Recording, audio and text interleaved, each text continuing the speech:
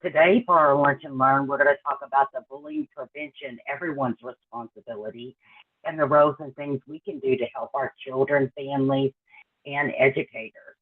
So, I'm joining y'all today from Louisville, and I'll tell you a little bit. My name's Rhonda with Kentucky Spin, and first and foremost, I'm a sister. Three of my siblings have disabilities from the seen to the unseen. I also am the proud foster adopted mom to the greatest gift of my life. And also, I'm OCD to the max. So, so there you go. So one of the things we'll kind of start off with here is telling you, if you're not familiar with Kentucky Spin, a little bit about us. So we're the Parent Training and Information Project for the state of Kentucky. And what that is for students who have IEPs in school or that are also served by Kentucky Early Intervention System, which is the birth to three, that is funded and provided under the Individuals with Disabilities Education Act. And that's what also calls for at least one PTI in every state, and we are Kentucky. And so it's easier to tell you what we don't do as much as we do, because just like we are all families at Kentucky Spin, we're individuals with disabilities and or immediate family members or parents helping one another. So as you can imagine, just like within our families, um, you know, whether you're a parent or a sister or an individual, there's so much you do, right? We don't act as attorneys. We do not represent individual families in meetings, attend IEP meetings, but what we do is we help to provide information, resources for individuals with disabilities, as well as their families and educators and providers throughout the state so that they can effectively advocate for their needs and have access to information and resources. Because as a family, I can tell you, sometimes the largest thing is knowing what's available. And it helps a lot through peer support that we're all in this together and we're navigating this together. So just sort of a little housekeeping, sort of a disclosure. This is not a training, train the trainers. This is for informational, educational purposes only. And we are very grateful. Many of you all may know of PACERS, which is who created this curriculum, PACERS National Bullying Prevention Center. They also have the PTR Parent Center in Minnesota, but they have a lot of national programs as well. And they have been at the forefront in regards to many things, but in particular, bullying prevention and how we all work together and build that partnership. And we work in Kentucky to help to try to individually with families for those who are experiencing bullying, but also creating awareness and the resources so that we can all work together in partnership to end bullying. So one of the things too, many of you all, obviously you know the importance or you wouldn't be here with us today. But, you know, they say that 1 out of 5 children experience bullying, but then we look at, and I love this image here, but how many can help to prevent it? 5 out of 5. Every one of us can play a role in that. And also, too, join us as we join PACER in celebrating Unity Day, October the 16th, by wearing orange. Share information with others, share resources. Let people know they're not alone. Because if you are experiencing or have ever experienced bullying, it has lifelong effects, which we're going to kind of talk about more in detail here in a minute. But I also wanted to encourage you all, if you have any questions, reach out in the chat as well. There's also a question box, I believe. Now, Zoom has decided to change some features on me, which I just absolutely love. Everything's not where it was. So regardless if it's the chat or the question box, reach out. And we've got some wonderful people with Kentucky Spin on here helping that'll help me try to, if I don't see it, so that if you have questions or things, they'll help me out through this. Also, take care of yourself. This is, many may be going through this right now, experience it, but take care of your needs first. It may be very hard, some of the things that we're going to talk about. And, you know, if you've ever lived through it or experiencing it now, it can be very difficult. So that's our priority too, is to make sure you're okay as we talk about this and work through this together. Now, one of the things as well is knowing about the resources. And as I said, you know, Pacers Bullying Prevention Center is a national effort, but then they help within different areas. And they have helped us since they created this back in 2006, this initiative, and helping us so that we can meet the needs of our children and families through partnership and access to resources as well, informational resources. So there are tons of things out there that can help as we all work together through this. And a side note is which I should have started out with. I'm so very passionate about this and how we can work together. You know, I'm not, I don't follow a script very well. So I should have told you all that closed captioning is available. You can click on the closed captioning button, or you can also through the chat, you'll see that if you want the real-time captions, you can access the link. Also, this PowerPoint and other handouts is in the chat that you can access, and you'll see throughout this that is hyperlinked the resources as well. Yes, Laura, could you put it in the chat for us there? I see we have a hand raised. As you're kind of doing that, and some of our helpers here will help us, is, you know, looking at our agenda, the dynamics of bullying. What are some of the things, you know, what is involved, what we can do as parents, educators, as peers, other students.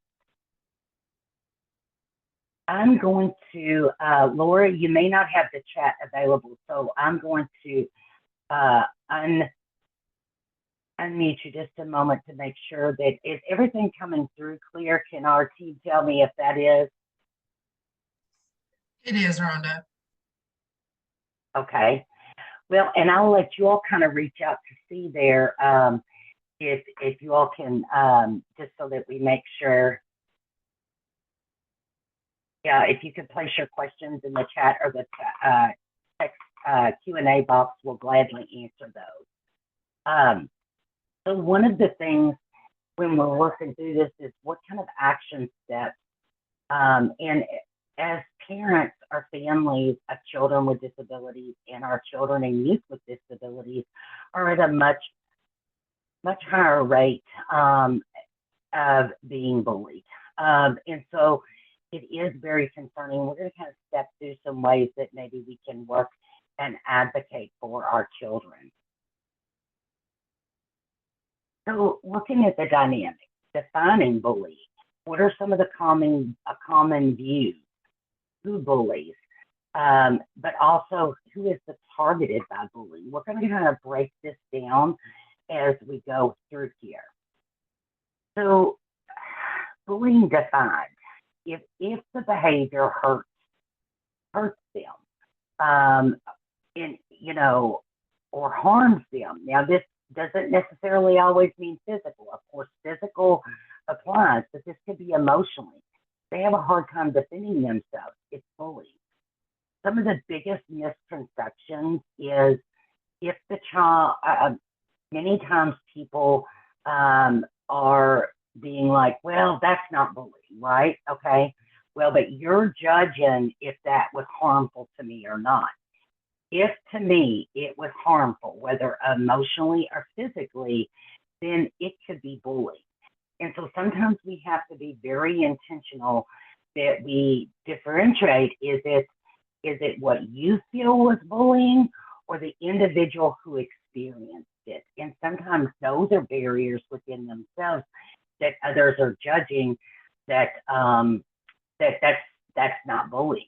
But if it does hurt me, it, whether emotionally or physically, then it can be bullying. And so I always like to point that out because many times that is what happens. Now, another thing is, bullying.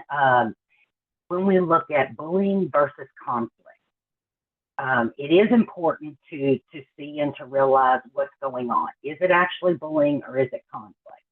So conflict, you're going to have that. I don't know about you all, but I have conflict as an adult in my life, right? There's a very big difference between conflict and bullying. So the conflict, when you look at it, is it that the behavior generally stops when they realize that they're hurting someone else? There's not an imbalance. The conflict is I'll use the example. Kelly's on here helping with Kentucky Spin. Okay, Kelly and I are not very happy with one another. We're disagreeing on stuff, but we both have points, and there is sort of that, it's sort of equal, right? So that can be conflict. Bullying is going to be when it is continually that the behavior is that they realize and the intent is to hurt someone. They receive some type of satisfaction or feeling of power or control. Many times people may feel, well, I don't understand how they could be satisfied making someone else feel that. If someone is bullying, they're gaining something from it. We may not understand, but they're getting something from it. It doesn't mean it's a good thing. In fact, it's not at all. But there is power over another person. So making sure, looking at conflict versus bullying, and that's going to be very important when we're working with our children, is helping them to identify what it is, right? Again, we're not going to tell them. I always like to then hop back to the previous, if I get my control to work right, is I always like to, after we talk about bullying versus conflict, to go back. And the example I gave, is it hurting them? And you're asking the person, right? So it's not, I've decided as an adult that this is conflict and not bullying based on what I think is the people involved in it, is it harmful or hurt them, right? Again, a lot of times that's where we see a lot of barriers in bullying prevention is, and not just acknowledging it, but working to, if it's occurring, to correct it and immediately. So we're going to kind of go into the three areas of concern for the youth, for parents, and for educators. It has an educational effect on them. Many students are avoiding school. They just won't go. That is their escape from it. We'll see it affecting how we're doing in school, and not just academically. I'm talking socially. So many things play a part in how we are educationally successful. And it's not just the academics, the letter grades. So really looking at and paying attention is it educationally affecting them, not just with their academics, but the social, emotional aspect of that health. It has a huge impact on health. And I know sometimes people are like, well, if it's not physical bullying, but I'm going to tell you all, emotional bullying can have drastic results on your health. And, I'm not a doctor or an expert, but I can just tell you not only from personal experience, but then that many people who have experienced that, it wears on you. And it has those effects and also safety. Um, making sure that they're safe, but also their safety when they're experiencing it, that they may harm themselves, that they may um, take their own life or attempt to. These are very real concerns, and um, we have to work in what we do so that we can help kind of go through this because the impact, one of the things a lot of people, and we'll talk a little bit more, is that the impact isn't just for the moment. It it impacts you for the rest of your life. And so we wanted to build to where we can have those supports that we need, but then also so we don't experience it. So what kind of types of bullying exist? So there's a whole variety. There's the verbal, using words, um, often quick and direct, very hurtful, but also too the verbal. Many times, has anyone on here, and you all help me in the chat, has anyone ever experienced, and I notice this a lot in adults and have experienced this a lot. This next example I'm going to say. Has anyone experienced bullying, but but it's on the surface of that it's very kind, and maybe to others it doesn't look like it is, but it is very strong bullying behavior. I notice this a lot in adults, especially over the last couple of years, sort of the inappropriate manner that we're treating one another in adults. Does anyone else saw that? Y'all let me know in the chat. Um, so I want people to think it's not just hateful words, it's the way you use words, and it is your intent with those words. Um, let's see here in the chat. I've seen it a lot, Kelly says. Sorry, accidentally raised my hand. No, I'm so glad you're good and didn't need nothing, Lord. No worries. If you only knew how many things I do and don't intend to through Zoom, listen, you're in good company every day, Amber said. So sometimes, and not that saying harmful words is not good, because it's not. Sometimes it's even harder when it comes across with sugar on top, if that makes sense. And it's much harder to get everyone to not only realize but see that there's things going on that we need to change. And so the reason I use that example of what I'm seeing a great deal of with adults is our children and our youth, if they are being treated in that manner by the adults, whether it be the family, the educators, the providers, everybody, how do you all think we are teaching them how to act and treat one another? So how do you all think, and y'all can use the chat, that plays a role in how they are to their peers, right? We're setting that example. So I'm going to leave that kind of stewing right there for a minute. Physical, it could be kicking, hitting, easy to recognize. A lot of times people, it's synonymous with bullying is the physical bullying. Emotional, the social manipulation, the gossip, very calculated. Sexual, a violation of personal boundaries.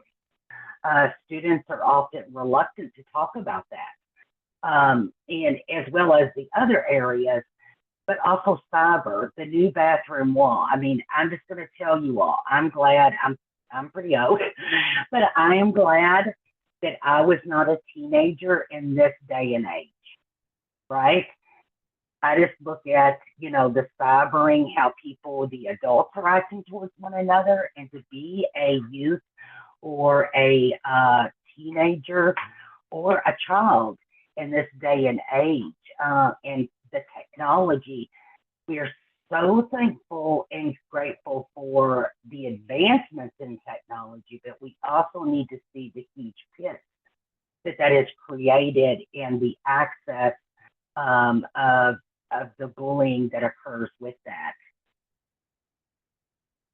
Well, and Michelle, I'm so glad you brought that up. I see it more with facial expressions in virtual meetings when someone intentionally corrects someone in a snarky demeanor when in a meeting. I'm so grateful you shared that. That is so very true.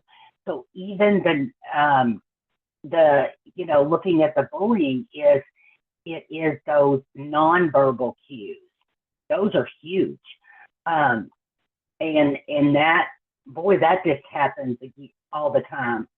Amber said you couldn't pay me to go back to be a teenager again. No, I see enough now. So there's a lot of things involved in and you could look at like the physical. So even Michelle, that could be like when we're looking at physical, the kicking, hitting. It could be in the manner you're reacting. You're physically reacting, which most people don't ever think of that that's part of the bullying and everything. So now I want to play this just a moment for you all. So that talking about the cyberbullying here. The phenomenon of electronic aggression, or cyberbullying as it tends to get called, is something that's really terrifying to a lot of kids and a lot of parents. Because as awful as in school bullying is, a kid can at least know that when they go home, the bullying will stop. With electronic aggression, the bullying never stops. It happens 24/7. So a lot of parents are wondering what they can do about it. And the fact is, you can't make the technology go away. So what we have to do is teach young people responsible use. Something happens when kids get behind a computer screen when they engage in behaviors that they would never engage in face to face. What we need to help them understand is the impact of those behaviors, which is just as negative when it happens online as when it happens face to face. The fact of the matter is, most kids think what happens online stays online, sort of like what happens in Vegas stays in Vegas. But they don't understand that that isn't the case. So teaching your kid responsible use is critical. Knowing where your kid is critical. Does your kid have a Facebook or MySpace profile? The fact is, we would never let our kids run around on the weekends and have no idea where they are. Why do we let them run around online and have no idea where they are? And finally, for a lot of parents, they're really afraid because they don't understand the technology as well as their kids. Well, guess what? You're never going to understand the technology as good as your kids because they've grown up with it. That should not be a problem. The real issue here is not technology, it is communication. And if you have a good relationship with your kids and you could talk to them about appropriate versus inappropriate behavior, you can easily translate that to appropriate versus inappropriate online behavior. So don't worry if you don't know how to set privacy controls on Facebook. Lord knows I don't. But I know how to talk to kids. If you know how to do that, you're going to be okay.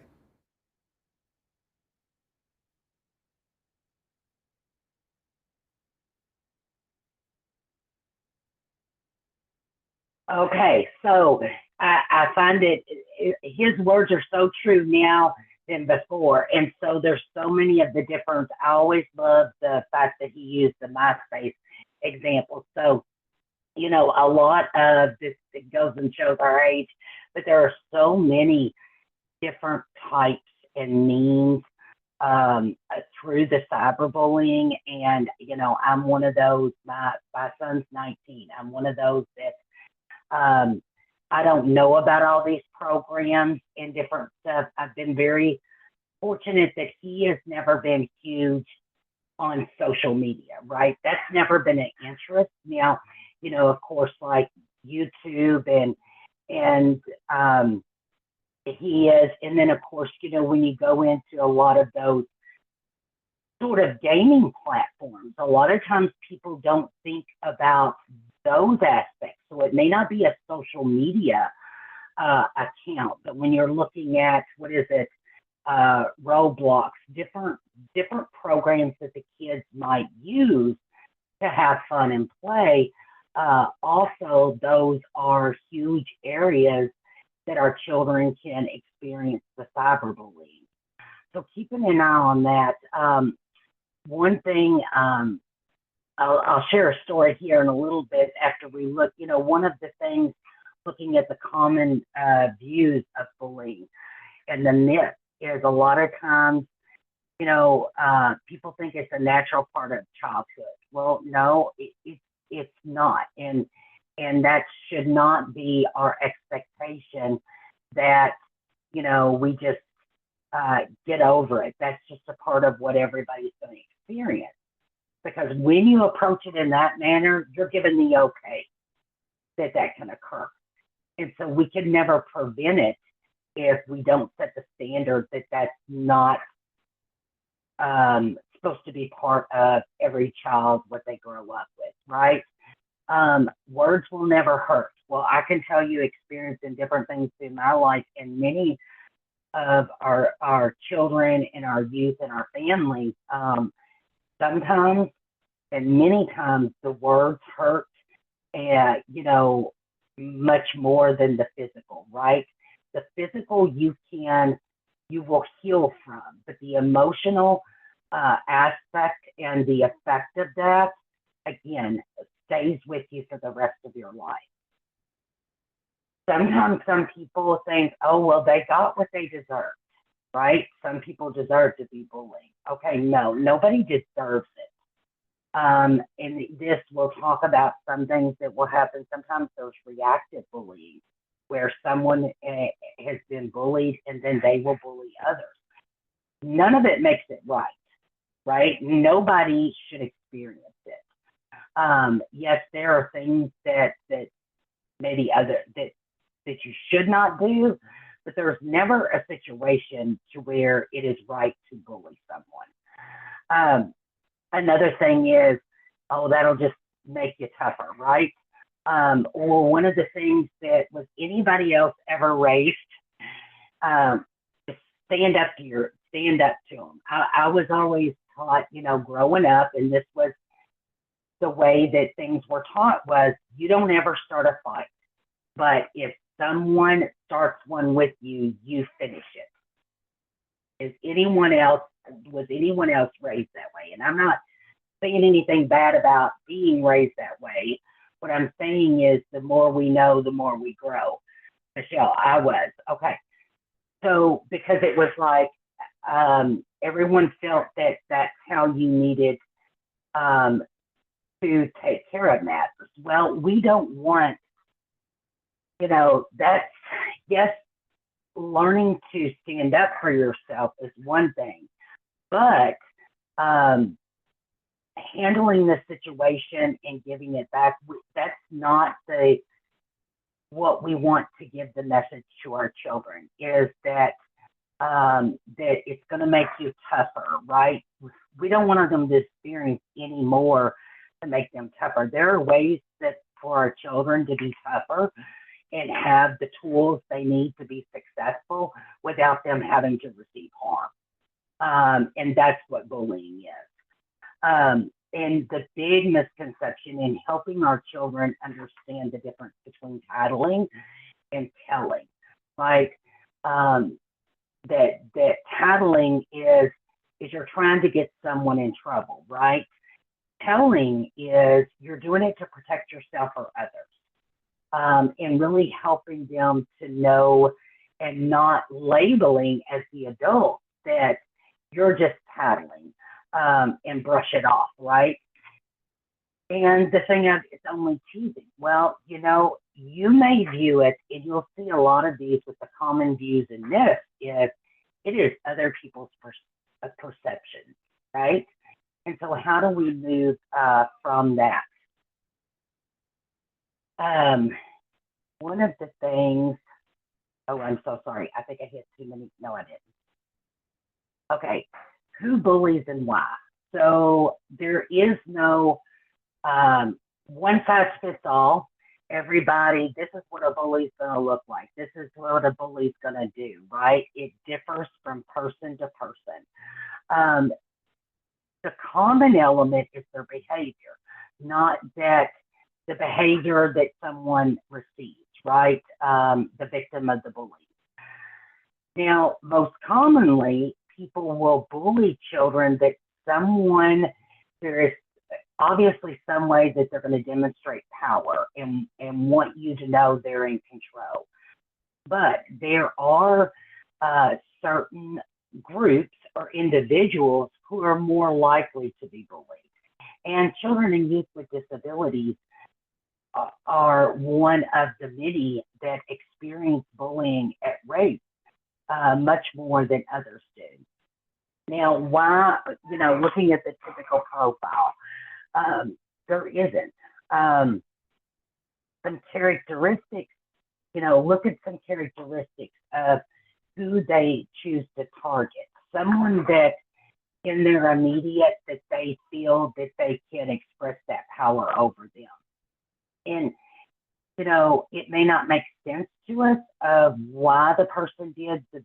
The bottom line is, you know, we've got to help. And sometimes I get backlash about, okay, everybody's like, well, we need to help the victim. Okay, well, we need to also help the person who's bullying, because you can never change bullying behavior if you're not addressing the bully, right?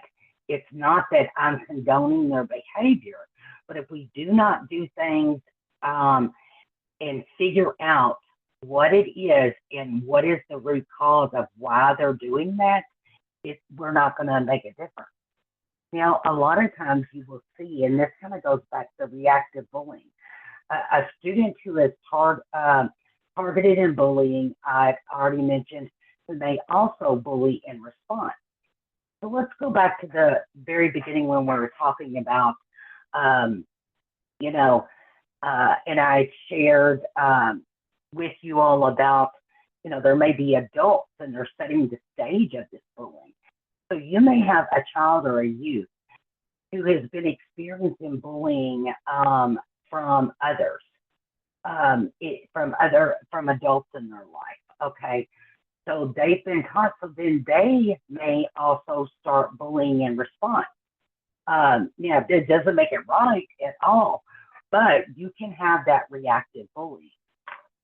One thing I will caution, a lot of times too, which is different from the reactive bullying, but a lot of times what ends up happening is a child that is being bullied can only take so much.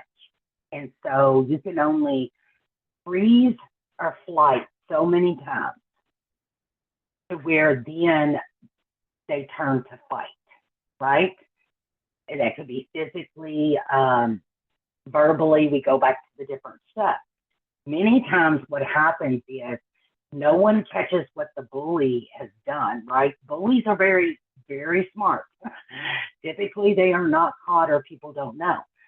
But what happens is when the child or the youth has finally had enough of being bullying, then they're the ones that end up in trouble because of their reaction to the bullying, right? They can no longer fight or flight, so now they're fighting. And so that is something to be very aware of. I've seen numerous times. I don't know if you all think back to, I know it's maybe even been between 5 to 10 years ago, and sometimes you'll still see this video surface on social media, but there are children, and one child is the only part of the clip that you see is the child who is reacting to being bullied, and they're fighting another kid. But no one shares the origin of that story. That was a child that was being bullied over and over and over and over again. No one would help. And so they stood up for themselves, and that was what everybody saw. So everyone was condemning that child, but no one had the complete picture. So I just want us to be very aware. I don't know if any of you all ever saw that video, but sometimes what you see is not what's actually occurring and the judgments that we make. So we're going to kind of go over a few of the action steps, knowing the laws, record keeping. There's example templates, action steps that we're going to kind of go through that parents and youth and children can use.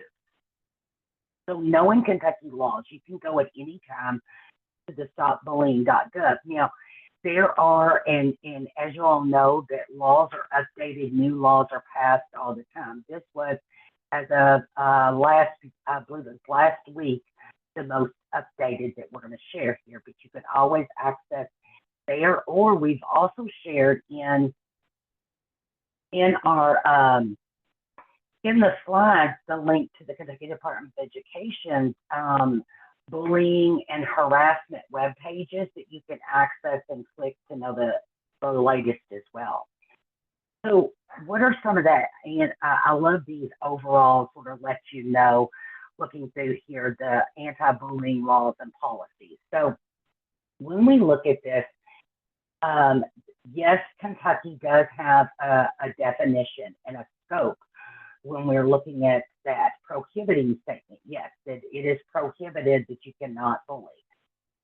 The thing on there that we get asked a lot, and Kentucky has never identified protected groups. So what does that mean? That means like for children or youth or individuals with disabilities, students who are LGBTQ plus. There are not identified groups acknowledged and stated within the law. Now, my 2 cents, it would be very helpful if Kentucky did acknowledge, because what that means is we're already showing that we're acknowledging that there are certain groups who are at higher rates of being bullied, but that is not part of our legislation right now. Reporting and investigation, there is outlined in the law those, and you'll see on the next slide, there are direct links, so you all don't have to remember this, and you'll have the links to the different laws and regulations on the next slide here. Consequences, yes, it does. Communication. One of the things I do want to draw your attention to, there is not safeguards or supports that are required and built into the law. Now, when we're talking about all this, it does not mean that a county, a school district is not doing those. This is the overall state laws and what's required. So your school district may have certain things in place in regards to bullying. What's going to be critical is knowing the policies and procedures for the school district, what's in place, right? So this is at a minimum what's in the state laws, but many of our districts and policies and procedures go above and beyond. So I do always recommend you check those as well. But update of local policies, there's not a required review and update. Prevention education is not a requirement, but we're going to talk about a little bit more here. It does require staff training, which is wonderful. Parent engagement, it does not have a parent engagement component required in the law. Now, that doesn't mean so the districts might not be doing that. So I do just want to make sure that I'll point that out as well. So this is, I know this is a lot here, but this takes you directly to the Kentucky definition of the bullying, administrative regulations relating to school safety as well. And then you can see down here at the bottom, we've linked here the bullying and harassment webpage at the Kentucky Department of Education where you can access more information. So just sort of a quick overview of this here is, you know, how are bullying and cyberbullying defined?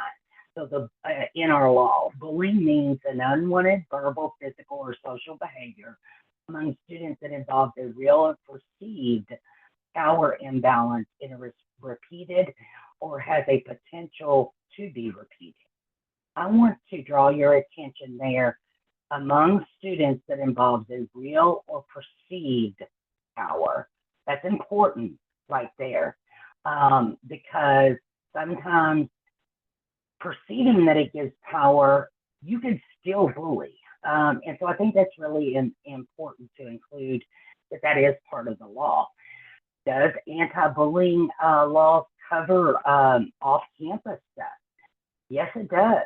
And I think that's another important part of our Kentucky laws is it includes that there could be criminal sanctions for harassing communication. So there are things within that it does include. And so this, I'll use the example, this could be social media. A lot of things, kids don't realize though that they could get charges if they're doing this through social media, if there's harassing communication. So making sure everybody's very aware. Now, when we look at sort of the state regulations that cover it, what are the policy requirements for schools to prevent and respond?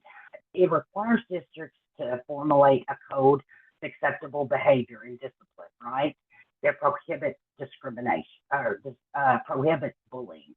So, with that, within each school district, a part of the behavioral codes of conduct and discipline procedures that should be built in within the district.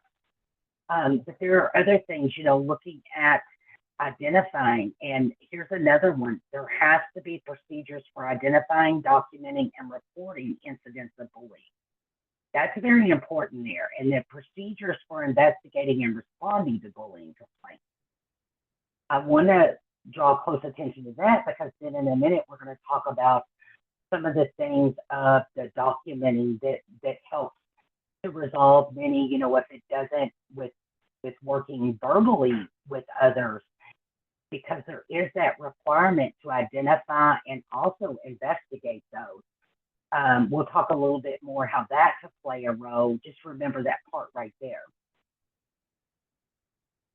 So does the anti-bullying laws and regulations include protections, again, for specific groups? No, again, it doesn't. But the thing to keep in mind, you can always link to it here, is it doesn't mean that there are not laws in place that might help special groups. So if it is, so when we look at, and I won't delve too deep into this, but just know, even though it doesn't identify specific groups, if it is a violation of the individual's civil rights,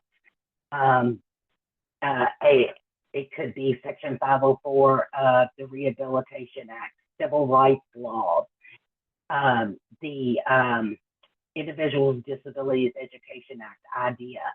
So if it violates any of those, and it could protect specific groups, and particularly in regards to students with disabilities. So just keep that in mind. Although the Kentucky specific, their laws that cover bullying don't, in many cases, it could be a violation of civil rights in regards to harassment. So I always just want to make sure that everyone's aware of that. Now, within the law, it doesn't require the districts to implement bullying prevention programs or strategies, but we have seen, though, that there's so much being done to encourage, and when we looked in at the second one here, districts to train teachers and other staff to respond. That is part of the law. And you will see, especially with a lot of the work being done, the social and emotional work that is being done throughout our state, that many districts have put into place this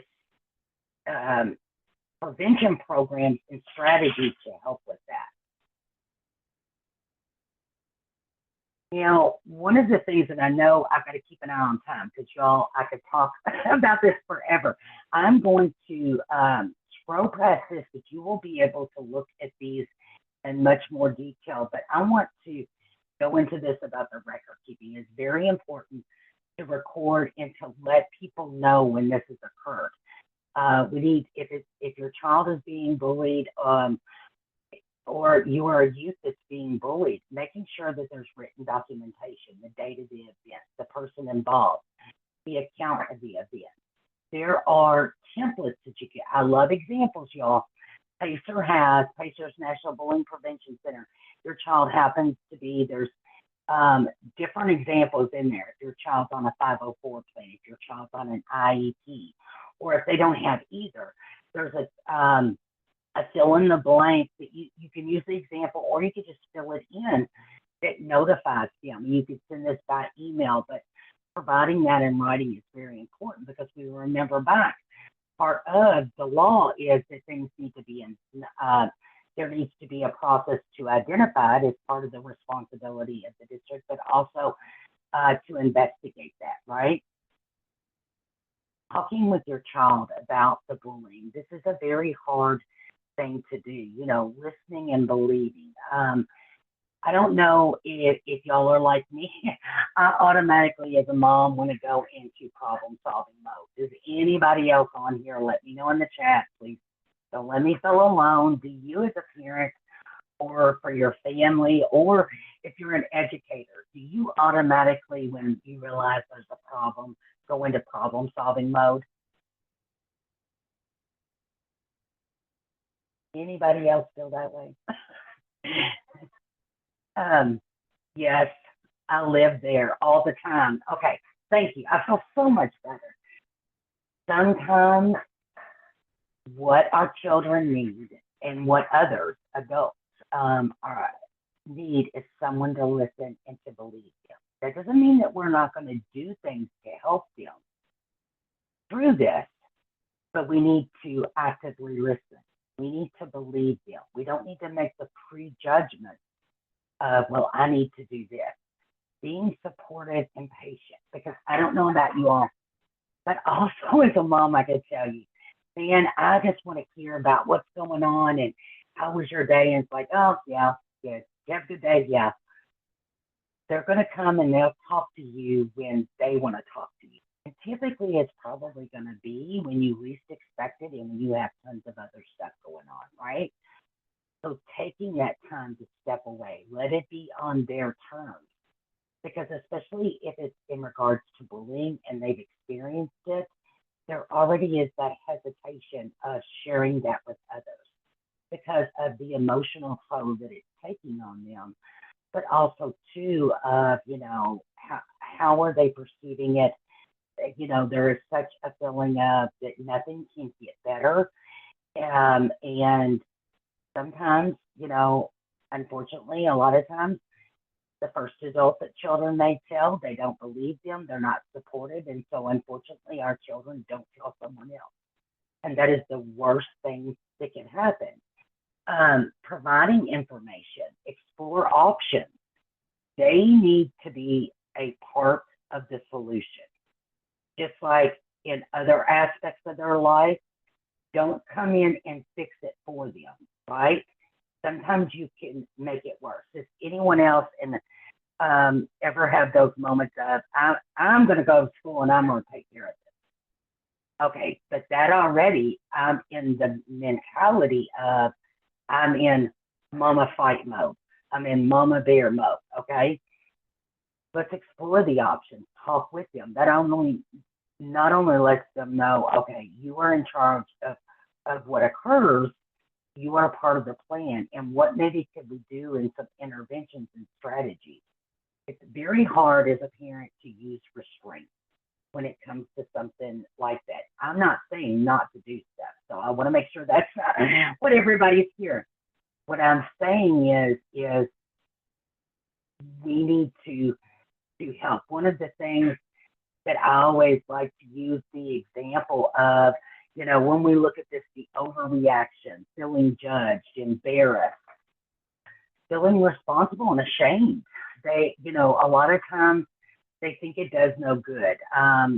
They worry that they won't be protected, or if they say something, it's going to make it 10 times worse. And a lot of times, in particularly the way many adults are acting these days, that they get the impression that they don't care, right? So one of the things I always like to use the example of, my son when he was younger, one of the things, and when Pacer had trained us on this, and they're talking about the cyber and stuff like that. We did an exercise. So let's use this example. If your child is on social media or maybe playing on a game, what would, if they're being bullied, what you all share in the chat, what would be your first reaction that you would do? If they were being bullied online, what would you all do? And there's no wrong answer here. Just share with me in the chat what you all's first reaction would be.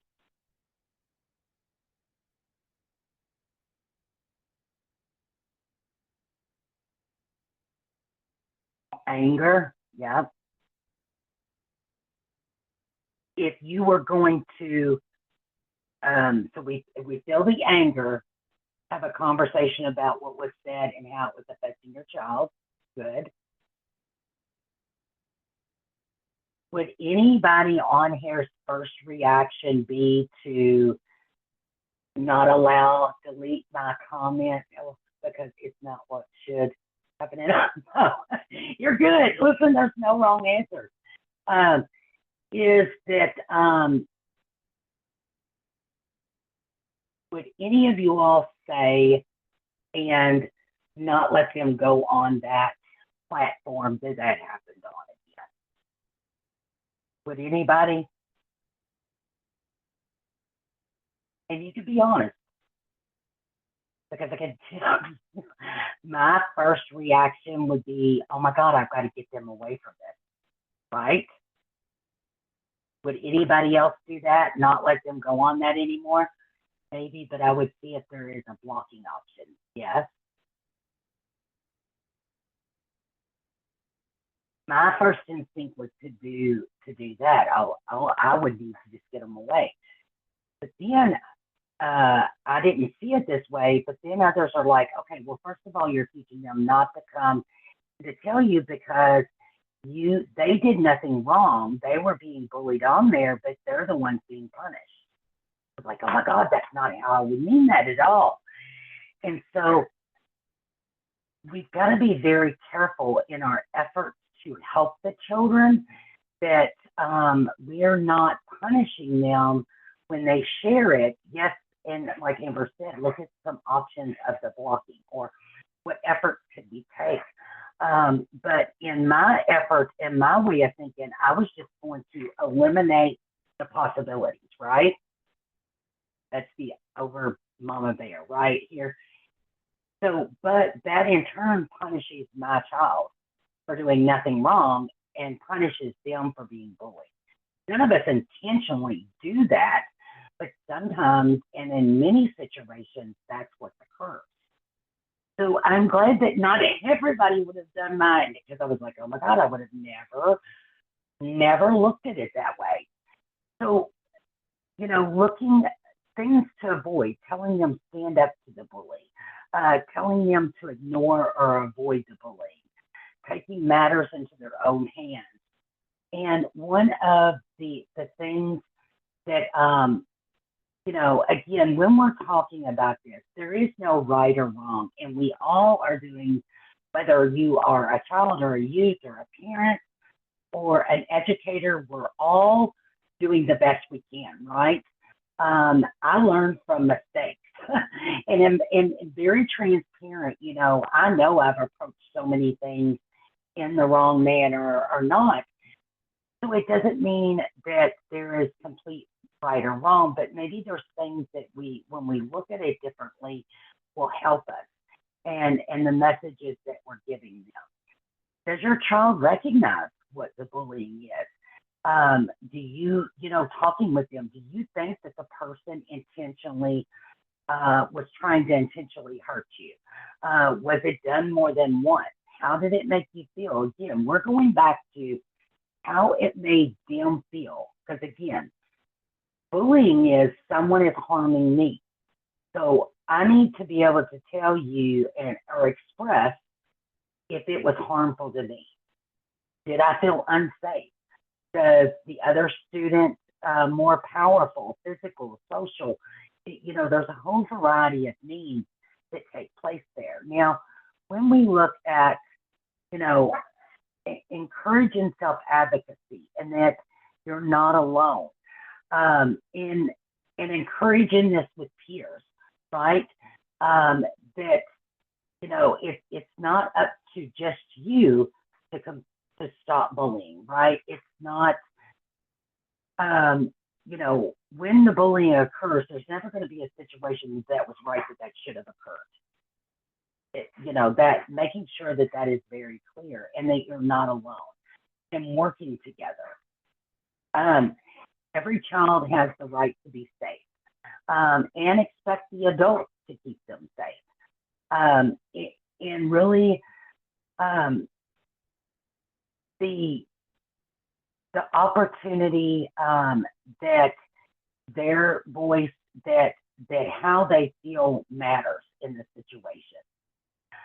Encouraging a part of self advocacy is reporting the situation to a trusted adult. This goes back to every student feeling that there is someone in their life that they can trust and speak with.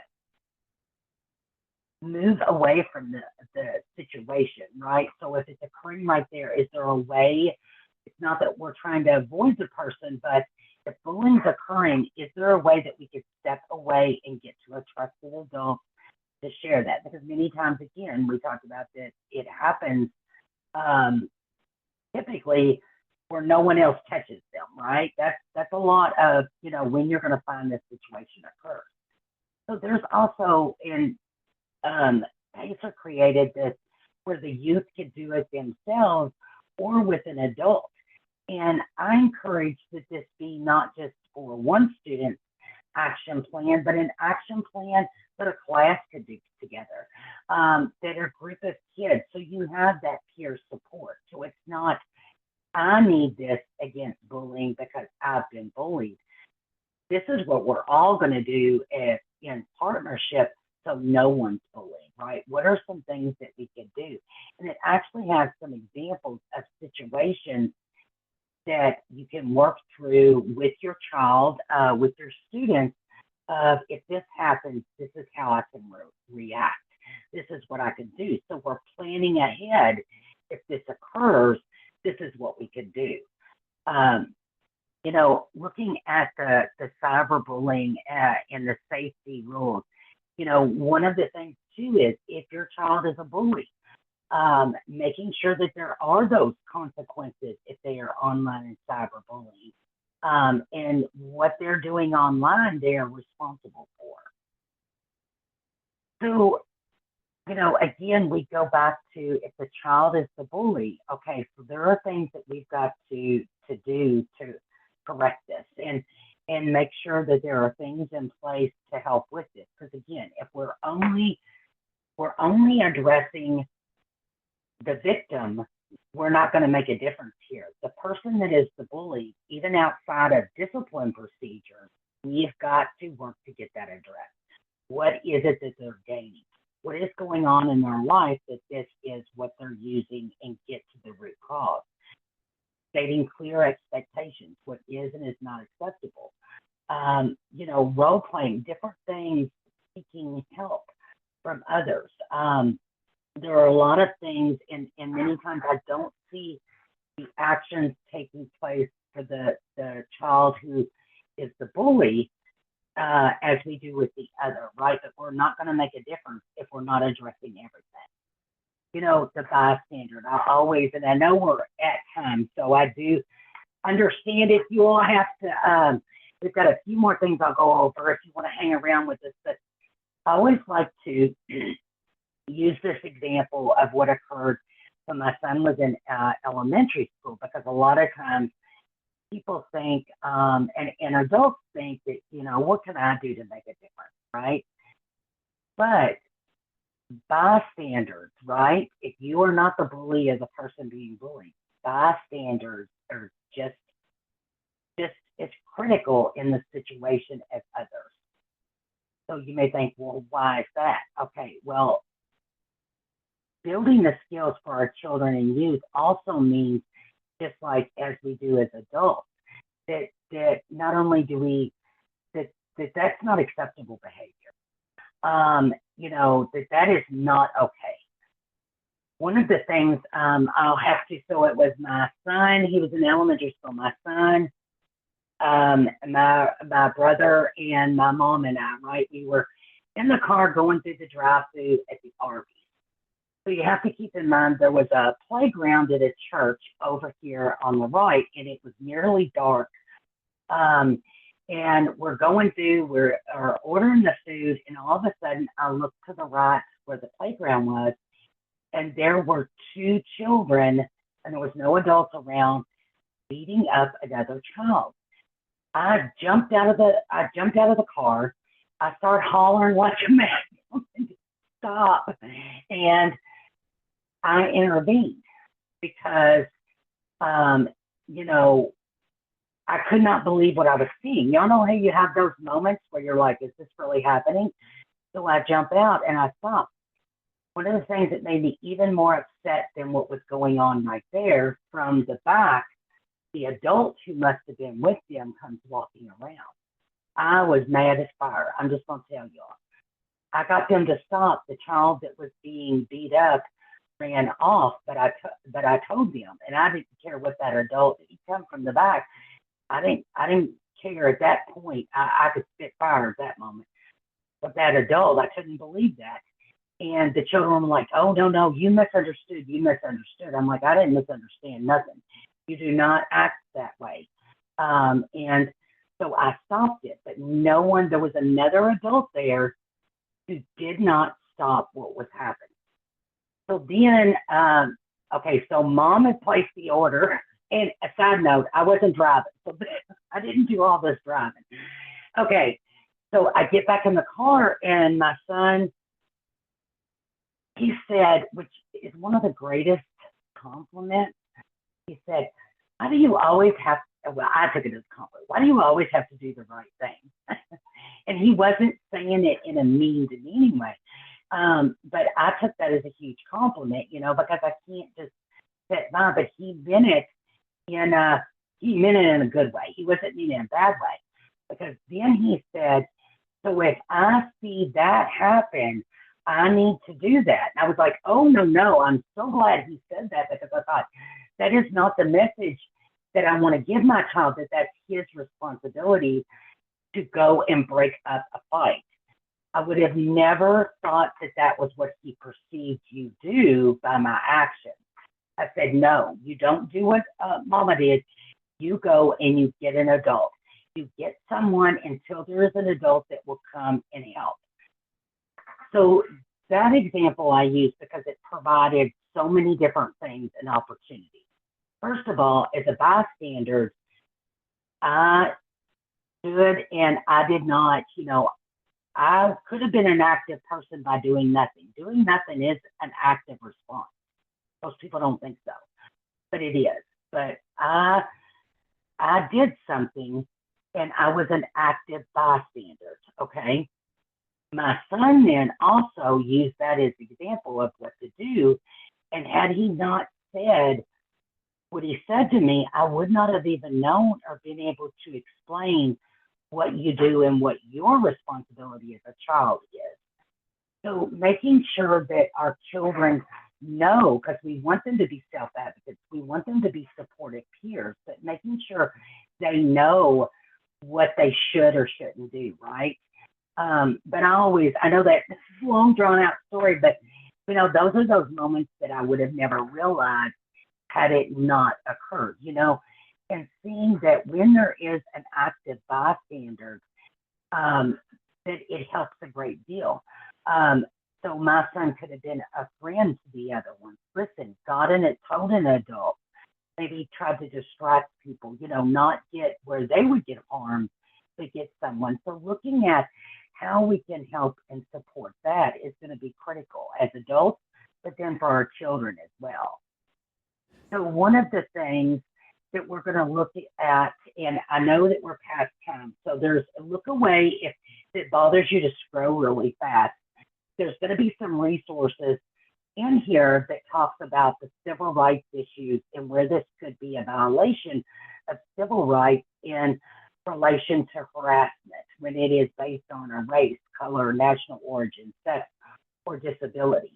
So there are requirements and procedures if the bullying is a civil rights violation that you can access as well. Remember back when we were talking about does Kentucky have classified groups? No, but there are under civil rights law that are protection. So one of the things too, and I'm so sorry about scrolling fast. One of the things I want to talk about is and we did a little bit, but the responsibility of the school investigating and putting things into place. So these are um, one of, hold on just a second, knowing too if it's a child with a disability that it could be a denial of free appropriate public education under their IEP. Those are some other key things to point out as well. Peer advocacy is so important, not just with the bystanders in a situation, but building an environment. No worries. Thank you, Faith, for joining and helping. One of the things is looking at the peer advocacy, creating an environment that is supportive, is critical in bullying prevention. So let's look at this next video here.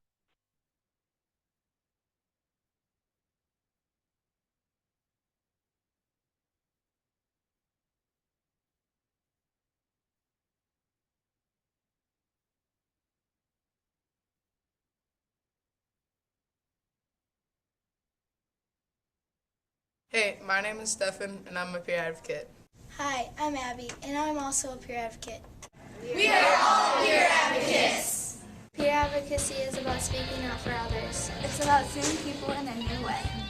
I am help. It's about treating people with respect, even if they're different. This is David. It is about realizing that not everyone is included. This is Kyle. It's about speaking out against bullying. David and Hope are in special education class. We know who they are, but never had a chance to hang out with them. They used to sit by themselves at lunch. At school assemblies, they never sat with the rest of us. We also saw that they weren't always included in activities.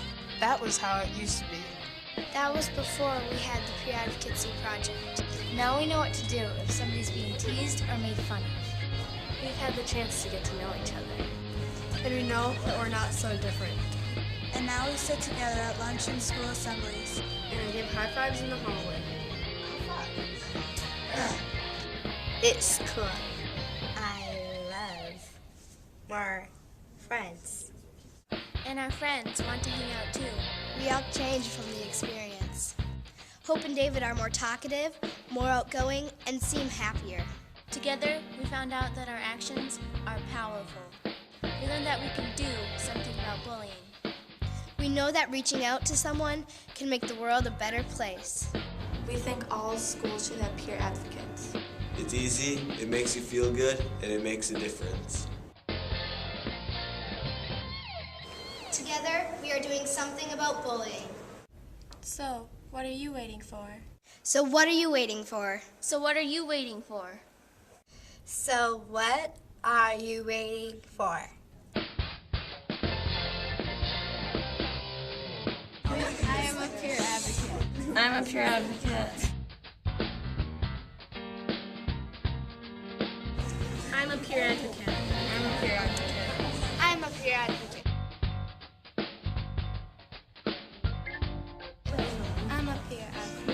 I'm a peer advocate.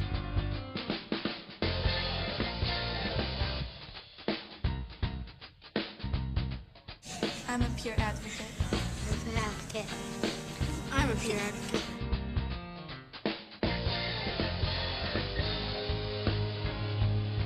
I'm a peer advocate. I'm a peer advocate. I'm a peer advocate. I'm a peer advocate. I'm a peer advocate.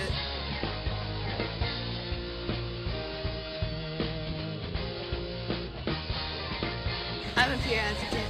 I'm a peer advocate. I'm a peer advocate.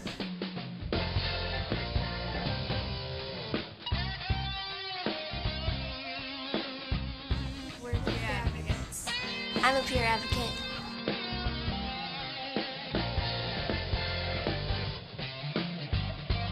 I'm a peer advocate. I'm a peer advocate. We're peer advocates. We are peer advocates.